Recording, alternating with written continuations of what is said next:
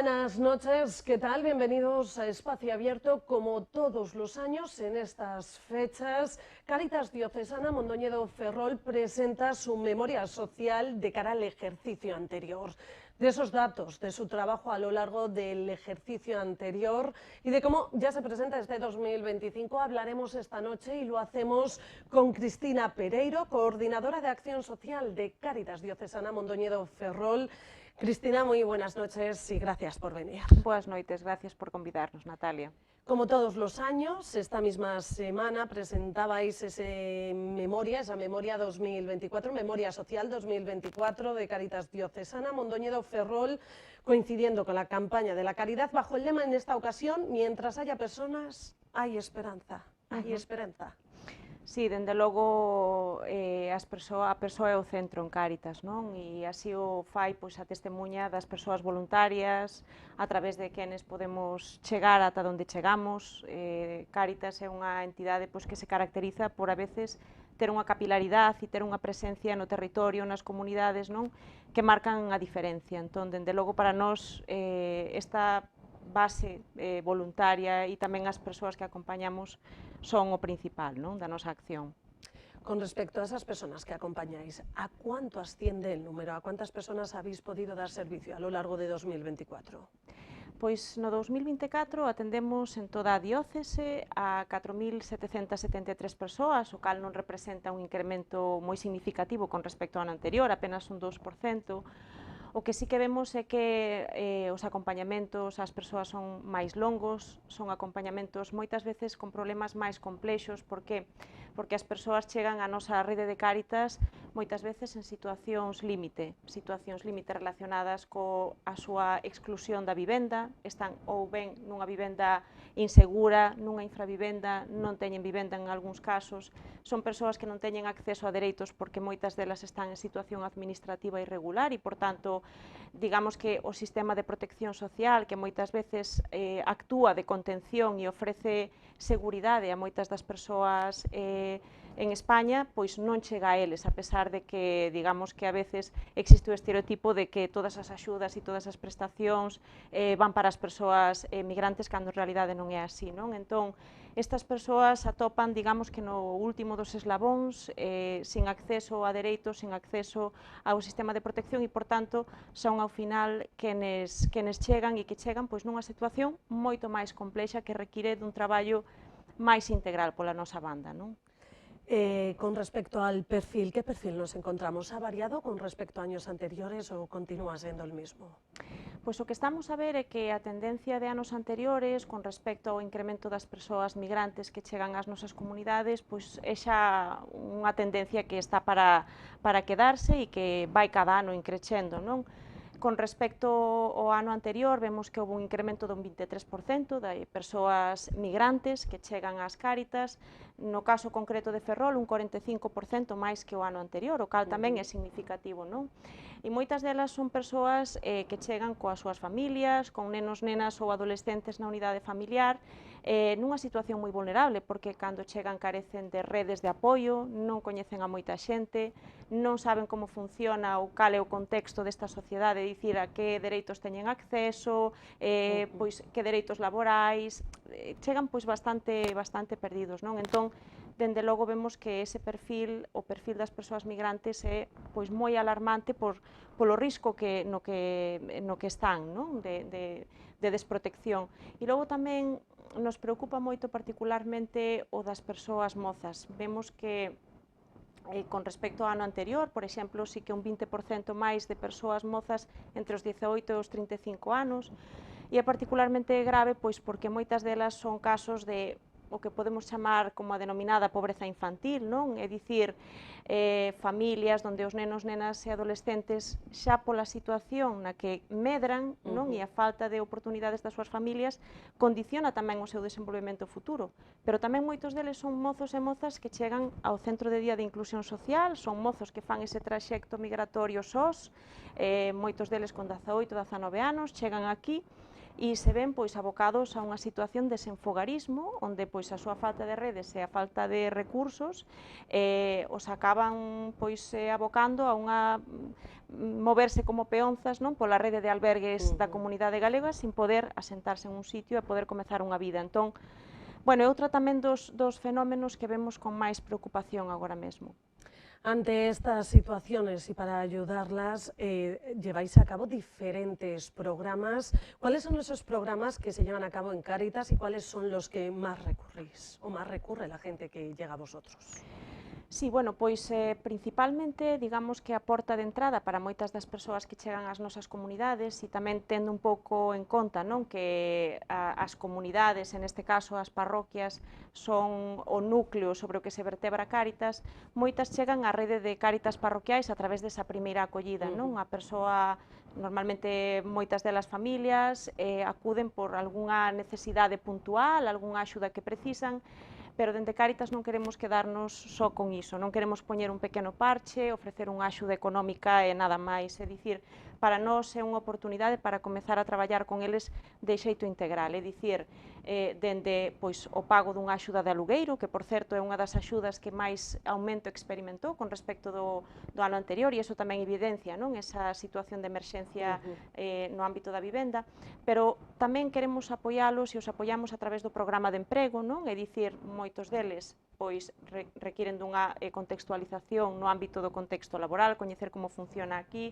traballamos as prelaborais, o aprendizaxe do idioma español a través de actividades pois de tipo ocupacional, ofrecemos tamén formacións en ámbitos, pois, por exemplo, en sectores profesionais que vemos que teñen bastante saída e que lles poden tamén pois, beneficiar a hora de insertarse, como poden ser, por exemplo, o ámbito da reforma de interiores, sociosanitario, peóns forestais, pero tamén formacións no posto de traballo, porque ao final o traballo é un dos fundamentais factores de protección coas familias. Pero tamén traballamos cos nenos e coas nenas a través dos grupos de reforzo socioeducativo, tamén traballamos coas persoas maiores, non, que nas nosas comunidades se atopan soas a través do programa de envellecemento activo, pois creando, non, esa oportunidade de traballar os vínculos, traballar as redes de apoio que moitas veces para estes colectivos que acompañamos son tan limitadas, non, e extreman a vulnerabilidade na que están. Especialmente el de la soledad no deseada, es uno de los problemas recientes de los últimos años. Por ello, ha necesitado de un nuevo programa para poder atenderlos y evitar que nuestros mayores no estén solos. Sí, efectivamente, un dos programas de feito que máis medrou con respecto a anos anteriores é o programa de maiores e envellecemento activo. Por que? Porque vemos que as nosas comunidades cada vez se atopan máis envellecidas, donde, sobre todo nas zonas rurais, a dispersión poblacional fomenta, non, ese illamento, e sobre todo tamén o éxodo pois ás cidades das persoas mozas. Entón todos estes son elementos que, unido a que non hai o mellor tantas oportunidades de participación comunitaria, tantos recursos, en determinadas zonas están moi tensionadas coa soidade non desexada, e iso é unha, pois, case unha pandemia, non, que estamos a vivir, as persoas maiores en particular, e con especial gravidade, pero non só, que afecta pois a saúde tanto física como a saúde mental, moitas veces tamén a posibilidade de ser autónomas e de manter a autonomía durante máis tempo. Entón, dende logo, dende o noso programa de Cáritas intentamos traballar en Ferrol, pero tamén en Foz, tamén o facemos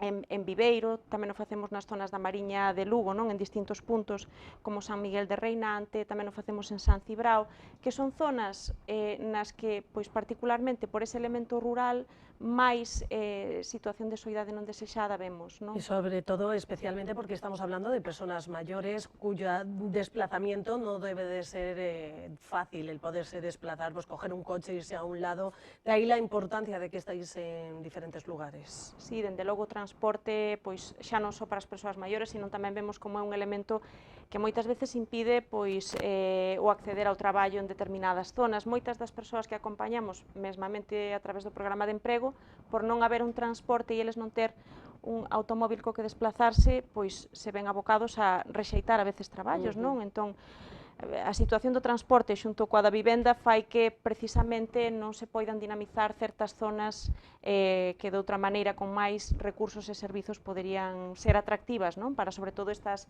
persoas migrantes que chegan ás nosas comunidades. Con respecto a este programa de la soledad no deseada, destacabais que especialmente se atendía a mujeres.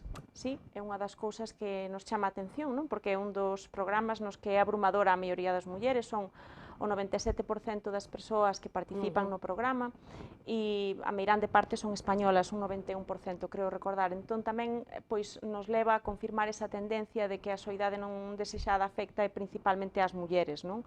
É un fenómeno que non exclúe nin entende de xéneros porque a soidade afecta a todos por igual, pero particularmente no envellecemento sí que afecta ás mulleres, sí. Otro de los mensajes que dabais y que quedaban plasmado y que hay que destacar es que señalabais que el trabajo no siempre garantiza una vida digna. Sí, tamén é outra das realidades, non? Falábamos antes de que o traballo é un factor de protección que prevé non? A exclusión, que ofrece oportunidades, pero tamén derivado, pois, sobre todo do período post-Covid, non? Medra moito tamén o traballo inestable e o traballo precario. En sectores moitas veces moi feminizados, como por exemplo nós o detectamos no programa de emprego a través do emprego do fogar, que é un sector no que xa o propio desenvolvemento da tarefa que ocorre no domicilio privado de cada un fai que moitas veces pois as condicións non sexan xustas, no que se dan pois a maioría das situacións de explotación e de precariedade laboral, e no que as mulleres, moitas delas que acaban desenvolvendo esas tarefas que son migrantes, se atopan pois moi indefensas porque non saben a quen acudir, non saben como cales son os seus dereitos, e particularmente, pois, poñoche un exemplo, o caso das internas é moi sangrante, non? Porque parece que, digamos, que o traballar de interna, que, digamos, hoxe en día tamén é outro deses ámbitos nos que crece a demanda, polo que falábamos antes, pola maior esperanza de vida polas persoas maiores en situación de dependencia, non? Pois encerra moitas veces graves situacións de escravitude, por dicilo de algún xeito, non? Traballar case 24 horas ao día ou 7 días á semana. Entón, nós o que intentamos facer dende Cáritas, pois precisamente o ano pasado lanzamos un programa que traballa especialmente no ámbito do emprego do fogar, no cal ofrecemos formación ás persoas interesadas en traballar en este sector para que se poidan sentir tamén máis seguras. A veces hai moitas diferencias en como se cociña en determinados países e aquí, o que fai que pois tamén lle sexa máis difícil acceder a un traballo. Entón, reciben formación, pero tamén traballamos con elas módulos de dereitos laborais, igualdade de xénero, prevención de riscos laborais, porque queremos que o traballo que accedan sexan coñecedoras de cales son os seus dereitos como traballadoras e que non todo vale, que moitas veces pasa, non? E ademais tamén facemos intermediacións laborais, xestionamos unha bolsa de emprego neste sector e tamén facemos pois ese traballo de concienciación cos propios empregadores, dándolles a coñecer cales son os dereitos, non? Dos que teñen que respectar e o que non todo vale, non? E tamén poñerse no lugar desa persoa que moitas veces pois acepta casi por conseguir un trabajo. Efectivamente, porque non é o que hai, porque non hai nada mellor, e tamén é outro dos discursos, non, que intentamos erradicar o de, bueno, mellor que teña isto que non teña nada.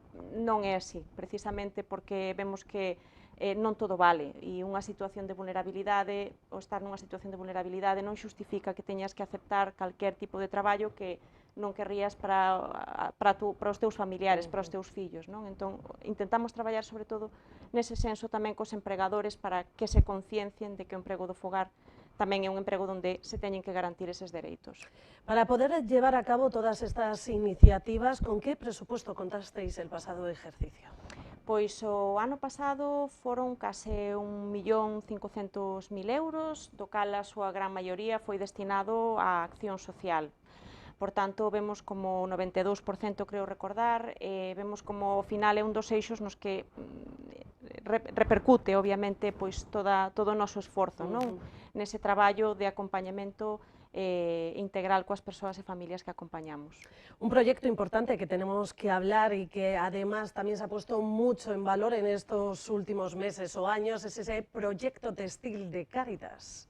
De hecho, con esa primera tienda hace unos 3 meses en Odeón, esa Moda Rec, ¿qué tal acogida tuvo? Pois a verdade é que unha acollida fantástica, porque, de feito, con respecto ao ano anterior, medrou moitísimo a recollida de roupa, un 151% con respecto ao ano anterior, e iso tamén é gracias pois, a que se ampliou a rede de contenedores en toda a diócese, pero tamén está claro que por esa aposta e polo compromiso das propia cidadanía con este proxecto que combina a sustentabilidade, a economía circular, pero tamén o impacto social que ten, porque é un proxecto que, ademais de apostar por unha segunda vida para a roupa, con ese evitando pois a creación de refugallo e pois o perpetuar ese impacto medioambiental que ten o textil, pero tamén crea empregos de inserción, é dicir, 3 dos postos de traballo que foron creados para pois tanto para a recollida da roupa como para a apertura da tenda, que por certo invitamos a todas as persoas que se acheguen ao centro comercial Odeón, porque aí está a nosa tenda Modarré, que acaba de abrir pois fai pouquiño este ano, a comezos de ano. Esas dous empregos de inserción tamén pois son outro dos valores engadidos deste proxecto. Son persoas en situación de exclusión, persoas que reciben, ademais de o acceso ao traballo, a un traballo digno, pois un acompañamento pois durante todo ese proceso no que están traballando, e é unha aposta clara por ese, dende logo por esa múltiples ámbitos que beneficia este proxecto de Modarré. Con respecto a esta sostenibilidad también concienciáis a los más jóvenes, hicisteis un taller también con los pequeños para pues ayudar en este taller textil. Sí, sí, é certo. De feito, unha das vías que máis nos está gustando traballar cos coles no ámbito da sensibilización son os talleres que facemos en colaboración. Comezamos nas Pontes, co IES Castro da Luz, que foi un proxecto no cal persoas do programa de maiores e persoas da Cáritas Parroquial das Pontes durante un mes e pico, pois durante sesións semanais van ensinando aos nenos e nenas como darlle unha segunda vida a esa roupa. Isto se replicou aquí tamén co Cristo Rei en Ferrol este ano, e a verdade é que vemos que son iniciativas moi enriquecedoras porque non só estamos intentando sensibilizar aos nenos e nenas do impacto da roupa e cambiar a súa mente tamén como consumidores de futuro, pero tamén polo enriquecedor que é para eles entrar en contacto moitas veces con persoas maiores, persoas de outras culturas, e pois en un ambiente máis distendido, máis relaxado, cosendo, facendo algo creativo, Entón, creemos que ese concepto interxeneracional e intercultural que ten o proxecto tamén sumado ao medioambiental, pois é o que o fai particularmente rico, Y coincidiendo también con esta fecha, con el Día de la Caridad, es el momento también en el que aprovecháis para presentar vuestras reivindicaciones. Cuéntanos. Sí, bueno, pois xusto esta semana foi presentado no Congreso, de novo posto en riba da mesa, porque xa é unha demanda que dende Cáritas vimos apoiando ao longo deste último ano a iniciativa legislativa popular para a regularización extraordinaria das persoas migrantes. Por que é particularmente importante para nós? Porque, como che dicía antes, é un dos colectivos que máis desprotexidos se atopan e aos que a modificación do Reglamento de Estranxeiría, que entrou en vigor pois, o 20 de maio, a pesares de presentar tamén pois, visos de esperanza en canto a que o tempo para os arraigos para poder regularizarse se reduce en vez de 3 anos a 2 anos, e ofrece algunhas oportunidades moi positivas, pero tamén é certo que deixa nun limbo moitas veces angustiante, moi frágil a moitas persoas, por exemplo, solicitantes de asilo, cuya denegación vai a supoñer 2 anos de irregularidade ata que podan regularizarse, E iso tamén é certo que fomenta moitas veces de forma innecesaria a economía sumerxida, esa desprotección, a vulnerabilidade, a creación de bolsas de pobreza. Entón, dende Cáritas temos claro que ten que retomarse e tomarse unha decisión con respecto a esta iniciativa legislativa popular e fomentar que unha persoa se poida regularizar con un máximo de 6 meses de estadía no territorio español. Por outra banda, tamén a crise e a emerxencia da vivenda é outra das nosas principales demandas. Queremos que as administracións públicas aborden dun xeito real e dun xeito estructural e cunha coordinación entre as distintas administracións un problema que agora mesmo non está afectando só a colectivos que históricamente máis afectados se vían por isto, sino que xa está pois, converténdose no día a día de moitas persoas mozas que non poden independizarse, moitas persoas maiores que non teñen unha vivenda en propiedade, para quenes o incremento do aluguer, sobre todo nas cidades máis tensionadas, pois os deixa nunha situación moi frágil tamén. Entón creemos que é un dos elementos, non, que máis exclusión está xerando, xa non só que as persoas vulnerables non poidan acceder a ela, sino que o non poder acceder a ela está xerando situacións de exclusión, porque implica moitas veces pois, o acceso a un traballo digno, o acceso a un empadroamento, ten unhas connotacións e unha vinculación con moitos ámbitos, co ámbito da saúde. De feito, coñecíamos, non? En Cáritas presentaban fai pouco un informe no que o acceso e o mantemento dunha vivenda digna son a principal preocupación da maioría das familias que acompañamos e é o principal estresor, non? Estás a converter nun estresor. Entón, bueno, creemos que esa emerxencia da vivenda ten que ser abordada xa. Por outra banda, tamén no ámbito da saúde mental, particularmente aquí en Ferrol, traballamos a través do Centro de Día de Persoas en Fogar, con moitos mozos e mozas migrantes, pero tamén persoas afectadas con problemáticas, moitas delas de saúde mental, non? Queremos pois, tamén reivindicar a maior accesibilidade dentro do propio sistema público de saúde aos servizos de atención psicolóxica, que moitas veces son escasos, insuficientes ou inexistentes, non? Entón é para nós tamén outra das demandas importantes, e dentro do ámbito do emprego tamén queremos pois, recalcar a importancia de implicar as empresas, non, dentro desa responsabilidade social corporativa, en abrir os brazos ás persoas migrantes como esas oportunidades de cara pois moitas veces a poder revitalizar as comunidades, cubrir postos de traballo, non, que existe gran dificultade para cubrir, non, e como unha oportunidade máis que un risco ou unha ameaza, como vimos escoitando constantemente. No solo es una fecha para presentar reivindicaciones, sino también para celebrar el Día de la Caridad, y por ello desde el pasado día 18 y a lo largo ya de este fin de semana hasta el próximo día 23-22 de junio estáis celebrando diferentes iniciativas. Se hicieron mesas redondas, cine, cafés, conciertos solidarios. ¿Cómo fueron estos?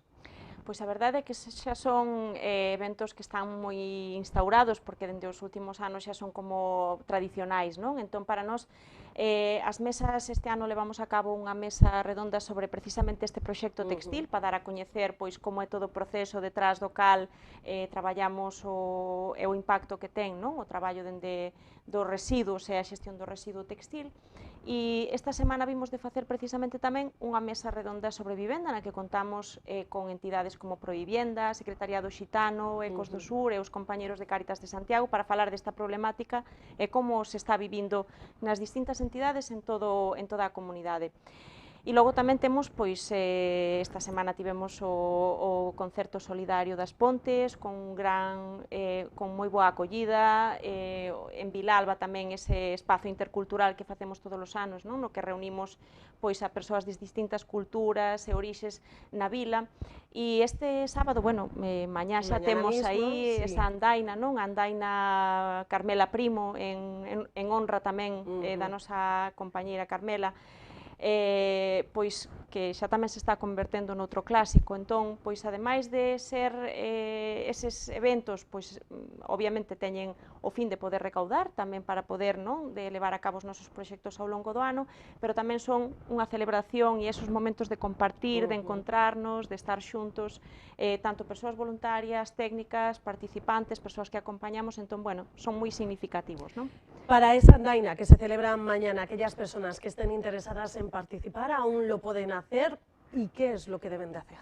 Pois simplemente se entran na nosa web ou nas nosas redes sociais, en Cáritas Mondoñedo Ferrol, van a poder comprar aínda o seu dorsal se apuran, e é tan sinxelo como pois, ir animado ese día e pois, presentarse. Comeza ás 11 da mañá, sae da igrexa de San Nicolás de Neda e do cantón de Molins, entón pois serán 7 kilómetros, unha andaina tamén manexable, non? Y un tiempo ideal, porque no va a hacer ni mucho calor, ni mucho frío. Vai a ser un día perfecto, entón... Para apuntarse a hacer esta andaina. Sí, contamos con que vai a ser ser pois un día moi bonito e pois poñendo un pouco case ese broche final, non? Porque remata esta semana a este tempo tan especial para Cáritas. Cristina Pereiro, ha sido un placer poderte tener aquí esta noche en Espacio Abierto. Gracias por venir. Moitas gracias a vos, Natalia. Y gracias también a todos ustedes por estar ahí al otro lado. Antes de finalizar, recordarles que pueden seguirnos a través de nuestra página web, en las redes sociales, en nuestro canal a la carta de YouTube o en la Radio Metro FM en la 90.6. Que pasen una feliz noche.